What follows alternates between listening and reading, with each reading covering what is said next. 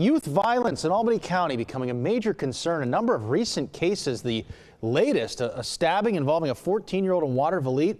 Tonight, News 10's James De La Fuente had a discussion panel with county leaders on how they're trying to tackle this violence. James joining us live in the studio with more. James, good evening to you.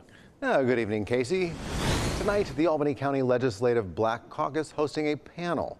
The Albany County Sheriff, the District Attorney, and leadership from the Law and Justice Center coming together to answer questions from the community when it comes to kids and violence in the county.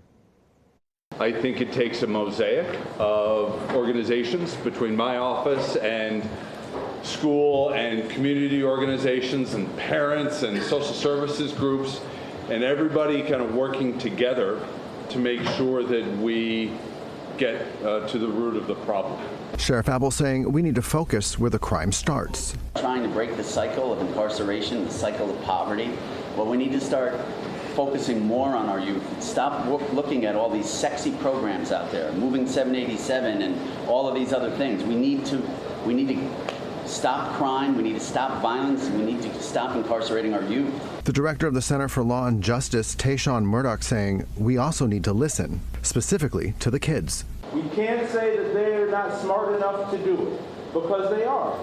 And if we give them the opportunities to do it, and stop becoming transactional, stop using youth as the scapegoat. And with cuts to federal funding, some youth programs may be in danger of being shut down. I got a guy calling me now.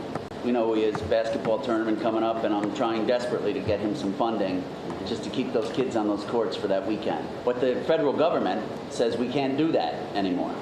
Actually, I have my counsel here with me tonight who just authored a letter that we're sending to the White House asking them to please change this and reconsider this. Murdoch says we should be investing in the kids. Let's start with $25,000 and say, you tell us how you want that money to be spent. You tell us what program you want to engage in. I think you would see a lot more youth participating, because what we have right now is youth being told what they should participate in, what they like, when that doesn't work. Now, the caucus expects to hold several more of these panels with county leaders, and they're reaching out to the community for your thoughts and questions for the next round. In studio, James De La Fuente.